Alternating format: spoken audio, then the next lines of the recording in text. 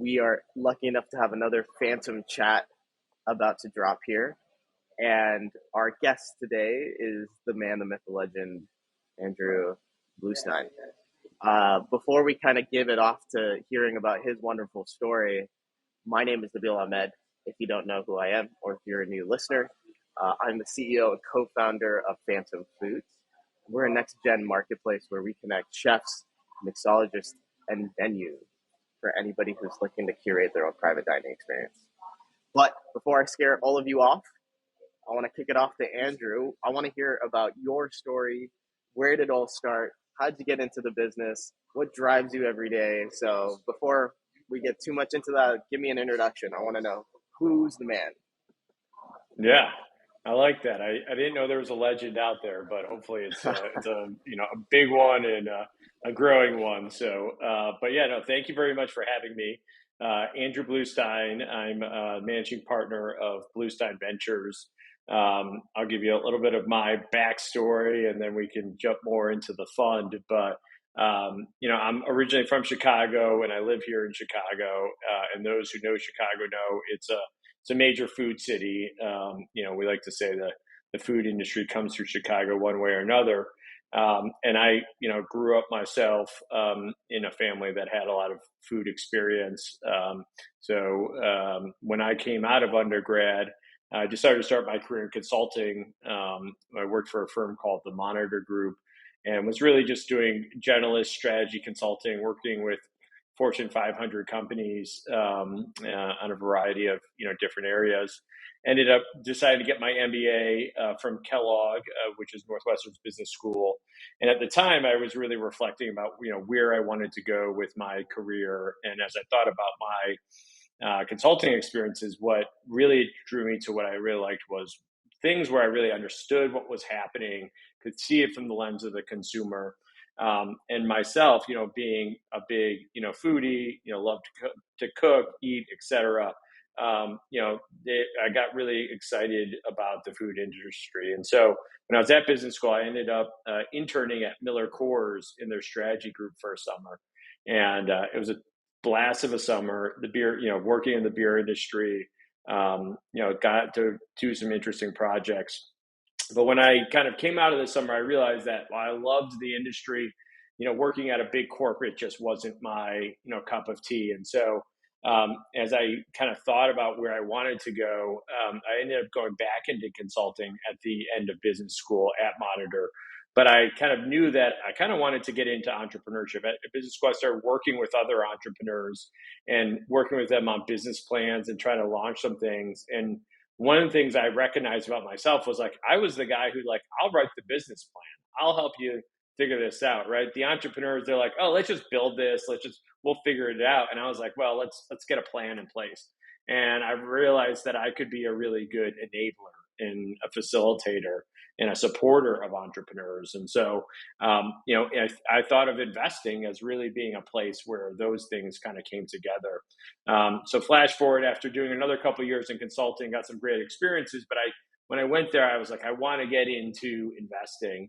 And in 2014, I started talking with my mom and dad about starting our own family firm. So my dad, he had over 40 years of consulting himself. He was working in private equity at the time. And my mom, she, being in the food industry herself, she was at the time was the CEO of a company called Ingredion, which those for you know is a Fortune 500 food ingredient manufacturer based in Chicago. They do a lot of sweeteners and starches for large food companies. My dad and I kind of started to dig in together, and we were excited to ourselves kind of deploy some of our own capital. But with the exciting of, we decided we didn't want to deal with mature later stage businesses. We wanted to go work with entrepreneurs because, we felt like the innovation economy was really picking up at the time. And, we were going to spend our time on this, and we wanted to have an impact. And part of that, the opportunity to work with an entrepreneur at the early stages, help them really figure out their business, right, is an opportunity where can have a huge impact on their business. And then if we get it right, we can make a lot of money and have a huge impact on our portfolio. And so we got very excited about that. And food was a space that was one of our early focus areas that we were very excited about because, considering our family background, we felt like, and being in Chicago, there was great opportunities. But more importantly, we saw consumers really starting to change how they looked at food, right? Things like health and wellness, sustainability were really changing the equation in consumers' minds for what they were looking to eat. And at the same time, the whole digital revolution that's been going on throughout the economy was really starting to impact the consumers. And so, consumers were starting to change how they were getting their food, right? The on-demand economy that was starting to pick up at that time was really starting to change things. And so over time, yeah, we really just leaned into that. And then over the last 8 years, we've done over 40 investments in the space and having a blast doing it. Yeah, and so I'm gonna kind of rewind you back because you went and decided to get your MBA, and I talked to a lot of founders, being one myself, even kind of understanding, should you just go and build? Should you go and create a great network while also learning something? So my recommendation on the MBA is it something that you recommend in the current state of the world today, or is this, the, the pros and cons associated with a lot of this when it comes to building a company? Yeah, I think it. I think to the individual, there is no one path, right? And it kind of depends a bit on who you as an entrepreneur are. The experiences you have at undergrad, at kind of your earlier experiences out, and ultimately what you want to do. Right, the business school can be great one for educating you on a lot of the kind of the fundamentals of business, gives you great exposure of helping build a network. It's also a great opportunity to explore what you want to do in your career. For an entrepreneur, you may not need any of that, right? Like if you're building something, considering if you're a technical background or product background or sales and marketing background, those skill sets may be helpful, but that doesn't necessarily mean it's a necessity. At the same time, there are many people who, we deal with a lot of entrepreneurs at various stages in their career. And, those who go and get an MBA, sometimes that can be a great foundational element that leads them down a journey where they may eventually get to entrepreneurship. And we've worked with entrepreneurs who go to business school specifically because they want to use that as a time to start a business and use the resources that are available at, here in Chicago at Kellogg or at Booth, University of Chicago, and then they try to launch their businesses out there. So again, it kind of comes back to like, what do you want really with your career as a whole, and how does entrepreneurship, your background, meet into that? And it's a really, I think, personalized decision on what makes the most sense. Mm-hmm. The interesting thing, and correct me if I'm wrong, from what I understand, you're not looking at founder's resume to be like, oh, he doesn't have his MBA, she doesn't have his MBA, I'm not going to invest, or maybe they rank lower. What the question I have is like, what's the number one item or the top three items that you look for in a founder to get excited about it, right? Like, is it the type of business? Is it the total available market, or is it the passion behind a certain founder that you're really pushing for? Yeah, we take a very open approach to founders, and we've worked. We like to say, all right, the food industry. What's exciting about it is it's everywhere, right? It's not just based in the Bay Area, right? It's throughout our country and throughout our economy. And there's so many different aspects of it that founders come from so many different backgrounds, right? You don't need a computer science degree. You don't need an MBA, right? It can sometimes start with like a mom in the kitchen who's got like a passionate idea for a food product. And so it behooves us to kind of just have an open mind when we meet entrepreneurs, and kind of say, who is this person? What do they bring? And, the thing that we're really looking for here is that strong founder kind of market or founder concept fit, right? We're evaluating you to say, yeah, what are you really good at, right? Are you good on, do you have a technology background? Do you have a sales and marketing background? Are you just like extremely passionate about this problem area and, particularly on the consumer side? And, what are you good at? What are you not so good at, right? And understanding what those are. And are you the type of entrepreneur who can, attract people, right? The reality is you're building a tribe, a community with the business, and that requires you to bring investors along. employees, customers, consumers, right? Like, are you capable of doing that? So we're always looking for someone who's maybe a great visionary. We're also looking for great operators, because the food industry requires day in, day out execution. And so it kind of depends on what we're doing. And yeah, we're not looking to check boxes. We're more trying to understand, and for us, get conviction that the person we're backing is the right person to take on the right opportunity that you're taking on. No, I love that, and I think we need to hear that a little more in the founder community. And the reason why is it's LA Tech Week here during this recording, and I've been talking to a lot of founders who've flown in from different cities to meet with additional investors, and a lot of the conversation is like, "Hey, I'm not ready for investment," or VCs won't look at me, or angels, why would they put money into my company? Which is a very interesting statement as you kind of you peel the layers back with the founder. So it's refreshing to hear that, in the sense of saying like, hey, to be honest, let me just understand you as a person, and let me understand what the business is and why you do the business, because that will give us an idea of the longevity, the passion behind it, to see if you can really kind of break through. And that's the interesting thing is like, when you're investing in early stage companies, Andrew, typically the idea changes from what I understand, right? There's a hypothesis, you've got some data behind what you want to do, and then you're like, hey, you're a founder, you got to build it, you got to operate it, but things change. So out of the early investments that you've done, maybe your first 5, maybe your first 10, maybe your first 15, whatever the number might be, how often do those companies change from the original concept from when you invested in them? Yeah, no, it's definitely right, and we focus on seed stage, and we don't just place seed investments to see if they get to A and then decide to write a bigger check. Like, we want to invest in seed. We want to find founders that are pre-product market fit, and we want to help them on that journey to get to product market fit. And that's really, for us, I think, should be the holy grail for every single seed stage company. If you can get to product market fit, you can build a great business. If you don't get to product market fit, you will fail. It doesn't matter how much capital you raise. It's a binary thing in our mind. And the journey of seed, of getting to product market fit, it's not a linear stage, right? We say seed, it's not linear. It's a roller coaster. It's ups and downs. It's trying things, figuring out what works, and figuring out what doesn't work, and keep tweaking. So sometimes, it does happen, right, where that entrepreneur comes. Like, I remember one of our businesses, For Kites, which was a freight visibility solution. The founder, Matt Ellenjenkel, he was coming out of working with large shippers on their freight management systems, and he said, hey, there's this big opportunity where to track freight shipments for trucks.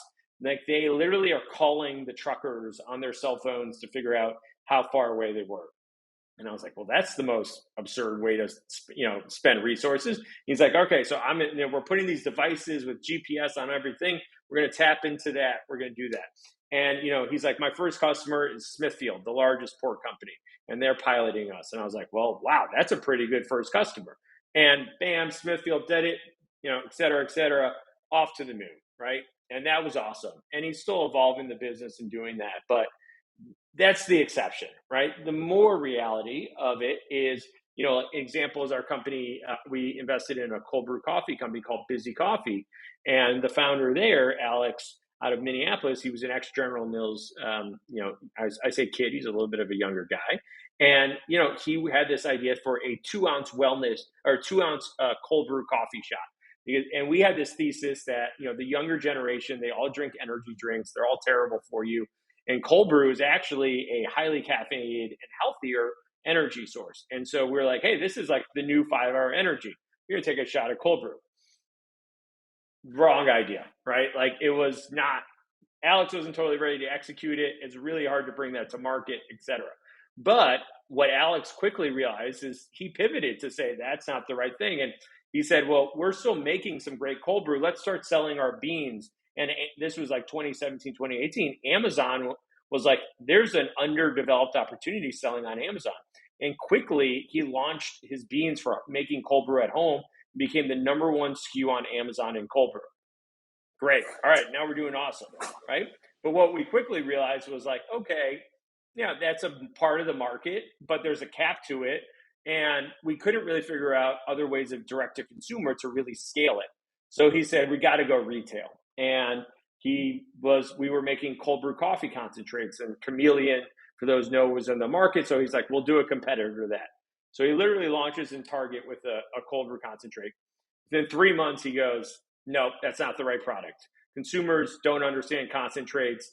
I don't want to go after Chameleon. Let's just do ready to drink, but 48-ounce jugs, right? And he's going after Starbucks, Stoke, Califia Farms. And the reality is there's no one else from a startup perspective doing it. And all of a sudden, it's like working. And cold brew coffee at home takes off last year. Category goes 40%. And, we're one of the few people who are actually going after it. He lands Publix, he lands Target, et cetera, product market fit. We're off to the races. And so, it was a 3-4 year journey figuring that out. And what was great about, working with the founders there is like they had the ability to really navigate that journey. And sometimes that's what it takes. And, as investors, we need to have the patience and the understanding that it does take some time, and just be supportive and try to help them make the right decisions so that, when we get there, we can then start scaling the business. Yeah, what's beautiful about what you said too is that, as an investor, there is times where you're probably like, this guy is crazy. He is trying X, Y, Z, ABC. And that thought process to me, when you sit on the opposite end of the seat as a founder, it's like, yeah, we've got so many ideas. Like the core business is, I want to do cold brew. Like that is what we understand when it comes to kind of the example that you went through.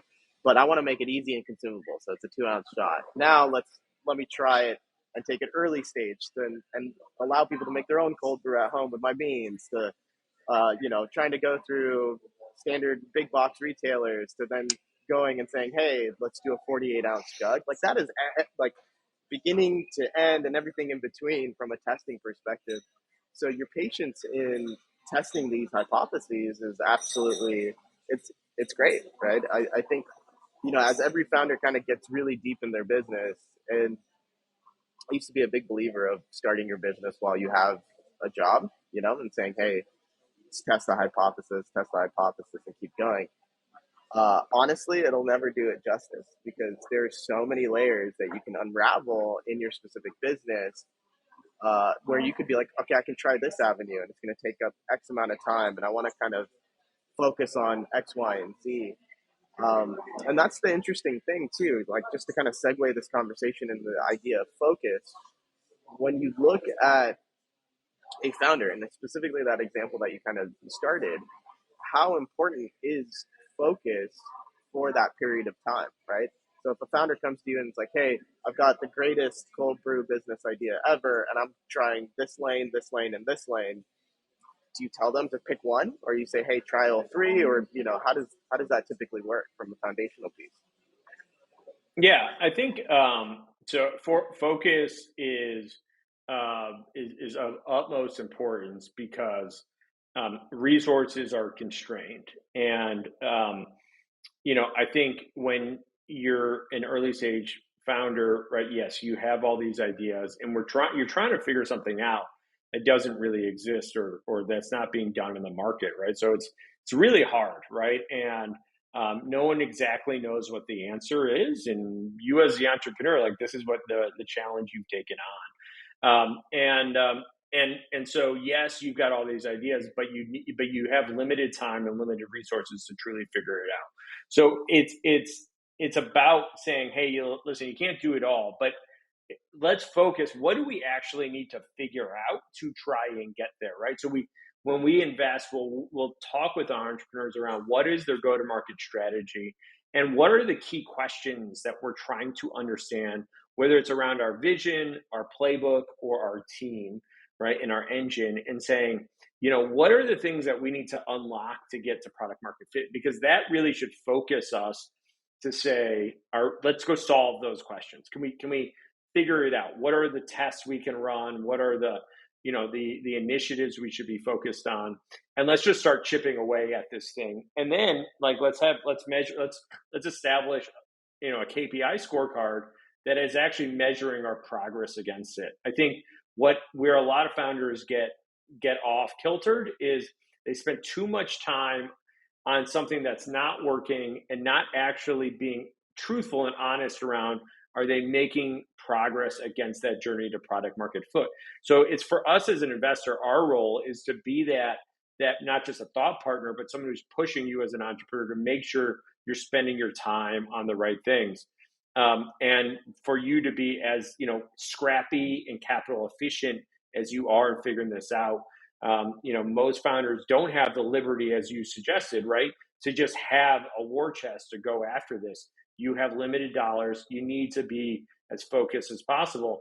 But if something's not working, in the example of Busy, right, he was quick to say, this is not right. I need to change. Arguably, he might have at times even did that too quickly. And frankly, we had debates on that of whether he had too much shiny object syndrome. But, he used his entrepreneurial ingenuity to figure it out. And that is where, why we love backing entrepreneurs. Like that's the magic that can happen sometimes. Yeah, that's great. And I love that. And then anybody who's listening and they're looking for some investors, I definitely would recommend them to go to you, right? At the end of the day, having that support system is extremely important because, as a founder kind of goes through all the ups and downs and the roller coaster of saying, hey, I'm doing amazing. And then 2 hours later, you get hit with a brick wall and you're kind of second guessing a lot of the, hypotheses and theses that you kind of create. You need that phone call and be like, hey, Andrew, I was thinking about this. We tested this much. This is the data and the results from it. And I've got this little itch in the back of my head. What do you think? Right. And those healthy debates, I think, are necessary, to foster the right conversation. Right. Because, everything comes from a person's mind and then is backed up by data to kind of see what they want to build. But that's kind of my statement in that scenario and segment. But I kind of wanted to segue into food, right? I'm a foodie in the sense I love eating and I love, consuming. Not good for my waistline, but really good for my mental health, right? I want to kind of go into and talk a little bit more about why, yourself specifically and, the thesis around your business is predominantly focused around food, right? And where do you think that industry is going? Yeah. So, I love the food industry. Food is really something that is so integral to our lives. We like to joke everyone consumes at least 3 times a day, oftentimes more. It is part of fueling ourselves. It's part of our health and wellness. It's also part of our culture and our entertainment. When you really add up all the various pieces of the food industry, including the supply chain, right, we're talking about over $4 trillion of the economy, over 25%. And it's funny when we talk to investors for our fund, like people say, oh, you've got an interesting niche strategy. And I say, okay, well, I don't think of food as being niche. I think of this as being a massive part of the economy. And yes, it's not all about software that, is just purely kind of, scalable. Like, yes, we actually have to make product sometimes that people consume. But guess what? It's such a large industry that, small shifts allow for big opportunities. And so in our minds, since when we started investing, right, it's always been an overlooked part. And we've always felt like, hey, we are for us as a fund to find our own product market fit, the value of focusing in on the industry and really becoming experts in the industry would pay dividends. And that's really what's happened over the last 8 years with our business. As I mentioned, we've done over 40 investments. And to give you a sense of the scope of our investing, we invest across the value chain in food. So we do some consumer products, some, Busy Coffee, Revive Organic, which is a wellness shop business. We do second is next gen commerce, which is reinventing food service and retail. One of our most successful business called Factor 75, which was a prepared meal subscription service that HelloFresh bought. We're also investors in Foxtrot, which a lot of people know is kind of reinventing the corner store. Our third bucket is software. So I mentioned freight visibility. So things that are selling into the food industry, logistics technology, marketing technology. retail restaurant technology. And then fourth is food tech, right? The new ways of making food, processing food, whether it's alternative proteins or shelf life extension technologies. We've also been investing in food as medicine, which is this growing area where food and healthcare are kind of coming together. And so, as you can say, we have a very broad approach to the industry. And that's because all these different elements are really interconnected. It's the food is a system. I think it's a magical system. I love people do say, the food system's broken. Yes, it's got its problems, but it's a magical what happens on a day-to-day basis in the food system. But at the same time, I agree that the opportunities to make it better are vast. And one particularly is around health and nutrition. The food industry, we have to do this. We have a major health wellness epidemic in the United States. We really don't have great ways of we're losing that battle, and the food industry needs to do a better job of helping win that battle. And then, it's just from a sustainability perspective, the food industry is a major, carbon emitter. And as we know, it's very reliant on stable supply chains or stable sources of supply. And the food industry needs to do a better job of rethinking how we are moving goods through our systems to and making goods so that we are kind of helping with our environment and our communities. And then third, we also need to think, how do we just inspire greater joy? As I said, food is part of who we are. You should enjoy your food. You should love food. But how do we continue to do that? So we love it, right? There's just so much opportunity. We're constantly thinking about what's coming next in the industry, which for us obviously presents hopefully some great investment opportunities. And what I love about food is medicine, and I've been in kind of the food segment since COVID. Right? We started the business during COVID because we had a lot of friends and restaurant owners and chefs and mixologists kind of get furloughed like that, right? And we created this business to kind of connect and provide kind of a rising tide, right? Consumers wanted to create unique experiences. Businesses want to kind of get back together. And how do we generate some revenue for the restaurant space, so the restaurant owner and the chef and mixologist? But where I see a lot of this happening, kind of just being in the trenches and understanding what's going on, is we've seen the shift of food is entertainment to food is medicine, right? And how do we create food as medicine in a very tasteful and enjoyable way? So bridging the gap between these two pillars, which is extremely important how we see this, right? So what you're saying in kind of that segment to where you're saying food is medicine, I definitely think this is trickling down into all of those verticals that you've talked about, right? To, the restaurant space, to where they're highlighting specific brands, like plant-based products like Impossible or Beyond. And then we've got this new wave of new, food tech like products that are coming out of Singapore and Israel, which is fantastic. But what I love about what you're saying is that you're saying, hey, let's actually focus on this, guys, right? We've got it's hard for, let's say, even a restaurant to sustain itself due to high inflation on food ingredient costs today, right? A churning workforce that's actually going through to where they can't keep some of the talent that they have, and they're kind of just losing money on just foot traffic alone, right? So you kind of see this like situation and scenario where it makes sense to like try to find how do we cost cut ingredient costs so that we can actually survive, right? Number one.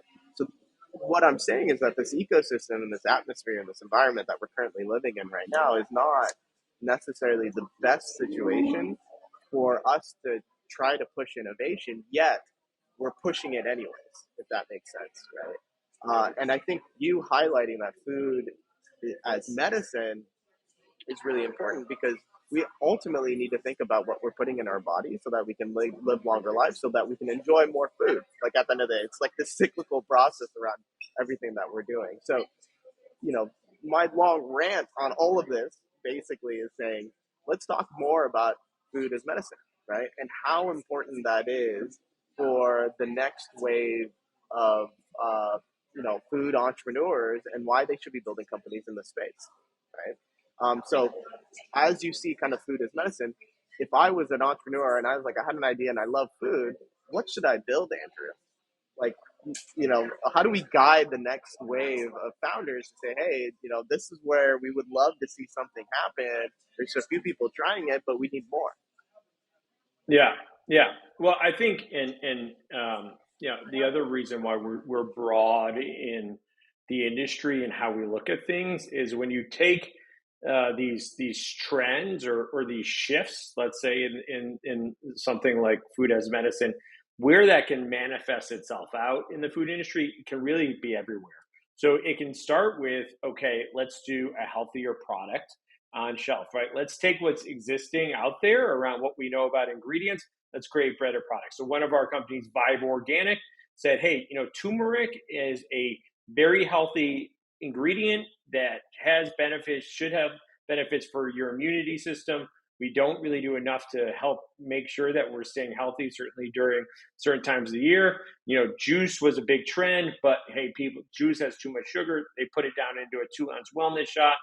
But let's give you the best ingredients in there. And that's not compromised because that's going to drive efficacy. And bam, they did that. The shot category has been growing up, right? So you can rethink about what's just in your grocery store. And on the kind of the next gen commerce side, right? When you think about food as medicine, is how do we get consumers healthier meals, right?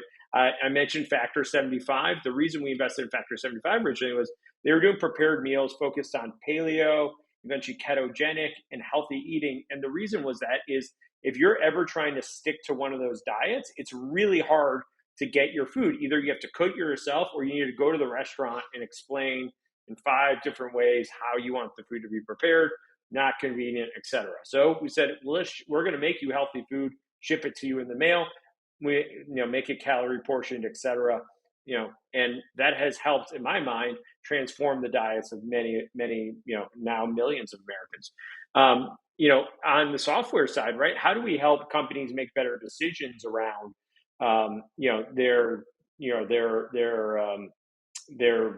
what they're making or how they're marketing their products, or even knowing what's healthy, right? Or we've seen this on the sustainability side. How do we even measure the carbon footprint of a beverage or those type of things? So you could be rethinking about that way, or how do we even connect digitally our food companies through grocery, et cetera. And then on the food tech side, okay, let's think about what's the research out there. So for example, we recently invested in a business that actually has some research that they believe if they take out a certain, essentially the non-essential amino acids in your diet, they can actually help slow the growth of cancer tumors. Company's called Filtracine. So they are literally have built a diet plan that if you are going through cancer treatment, we think will have benefits to fighting cancer, right? So we're literally thinking about how we change your diet to help you actually beat a disease, right? And that takes research, it takes clinical studies, right? And et cetera. So you really can tackle this from any different angle, right? And so you, as whatever you, the entrepreneur, kind of say, with these trends, can I bring something unique and differentiated, to the marketplace? I love that. And just kind of moving this forward. So I'm a founder, and I want to, let's say, pick one of these aspects and say I want to start building something that's really awesome. And I heard it from Andrew. Right, it's the next hot thing, and I'm passionate about it. In the current environment that we're living in today, how do you recommend that they start building their startup? Is it a good time to start building a company? Is it a bad time? Should they wait? Should they go? I think it's interesting for a lot of our listeners as the startup founders in this world. A lot of them are worried about what's happening in the current ecosystem. So, any tips that you would recommend to any of these founders, whether they're just starting out or they've started a company right before everything kind of went down? Yeah. Well, in my mind, there's not really a good time. There's not really a bad time. There's just now. And innovation is constantly happening. I can make an argument. I mean, we're actually particularly excited about the new kind of change environment because I think this is actually a better time to build companies than, the last couple of years, and can go into more of that. But, I think, as an entrepreneur, like I think if you want to do it, there is no better time than now. You can always say, down the line, but if you really want to do something, you got to start building. And that means starting with the concept and trying to figure out if you can prove it out. And when what's great about technology today is you can start testing concepts and trying to prove out your idea with very little capital, right? You can go on Facebook, set up create a website with landing pages, run some marketing ads on Facebook, test out whether you can actually get customers through the funnel. You don't even have to sell them an actual product, right? You can literally just go test that out, and probably with $500, $1,000, figure out if you can just acquire customers, right? Like, I mean, if you were trying your consumer business, just go try do that, right? Even the same thing on the software side, right? To start a business, the resources that are available are plentiful. Now, it's building a really strong, successful business is very hard. I'm not going to sugarcoat it. You are trying to do something that is not easy, and you're going to go through a journey.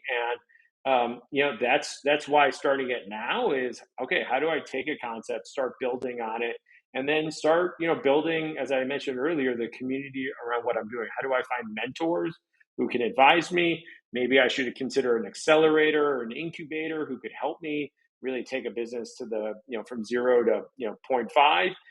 How do I kind of start connecting with investors? But more importantly, how do I start proving out the concept and figuring out whether it resonate? Can I build the product that I want, that consumers need? Can I demonstrate that value proposition? Can I acquire customers? Can I do it with great unit economics? All those type of things. As I mentioned, it's a journey.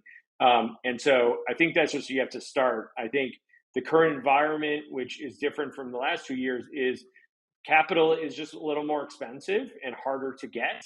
But that's how, frankly, it usually is. And what that just forces you, and why I said we're excited about this, is it makes you from the beginning figure out how to build a good business from the start and how to do it capital efficiently. And the muscles and the tools and the skills that you learn at the seed stage to do that will pay dividends, right? I go back to our story with Factor 75. We were not a well-funded meal delivery company, and every investor after Blue Apron went public and did terrible. No one wanted to invest in another meal delivery business, and we said, fine. I mean, we have no other choice. And we just were as capital efficient as possible. We didn't overly discount the products. We didn't, we just had to make money. We had to have good unit economics. And we scaled that business from, when I invested $3 million in revenue to north of 100 on, less than 15 million of an equity. And frankly, when we sold the business, we had a lot of that in the bank. And that's because we figured out how to build a great business. And so, that's what's great. And what's the second order effect is, if it's hard for you, it's hard for your competitors, right? So with Factor, right, our competitors struggled to raise capital too. So we felt like there's a huge opportunity here. We need to be better than the rest. And we had competitors who went out of business. I remember one of our biggest ones went out. I was on the way to a board meeting. I was flabbergasted. I was like, I loved what they were doing. I was so surprised, but that it was tough. And we were the ones who figured it out. And so that's what you have to realize. It's competitive. It's a world, but take it on. It's going to be an emotional journey, but it's very rewarding. When you find that product market fit and enjoy the journey along the way. Well, you've heard it here, coming straight from Andrew. If there's any time, the time is now to start a business, and I fully back that up 100%. It's probably the wildest journey anyone could do, and I don't think it'll ever stop, because once you have it, it's never going to leave you. So you're always a builder. But Andrew, I want to say thank you for taking the time to hop on a Phantom Chat, telling us about your history, telling us about the amazing businesses that you're supporting and investing in, telling us about your thesis. I think at the end of the day, I love what you're doing. Even how passionate you are about the founders and the companies that you work with really kind of showcases the difference between you and a lot of other firms that are out there. So kudos to that, Andrew. But I want to kind of give you the time to have a plug. Where can I tell everybody to go stalk you? How do they harass you? How can they figure out more on what you're doing? Let us know. Yeah, no. Well, first, I appreciate it. Thank you for doing this. We do a lot of time thinking about this stuff, and it's always great to have an avenue to express it out in the world. As you can tell, we're a bit analytical in how we think about things, so it's good to actually spit it out of our mouths every once in a while. But yeah, for Bluestein Ventures, you certainly come find us on our website, bluesteinventures.com. LinkedIn is a great avenue. I get a lot of outreach through that, and put that connection request, put in what you're doing, and and tell us what you're up to, and if it makes sense for us and what we're doing, we're happy to talk to you and kind of get you into our process. So find me online on LinkedIn, or feel free to just email me, Andrew at bluesteinventures.com. Same type of thing, just get figure out an impactful, get that message across, include your deck, and if it makes sense, we're happy to talk. As I mentioned, we try to take as open a mind as possible, and a cold reach is as good as any outreach there is. All right, Andrew, love it. Thank you again for the time.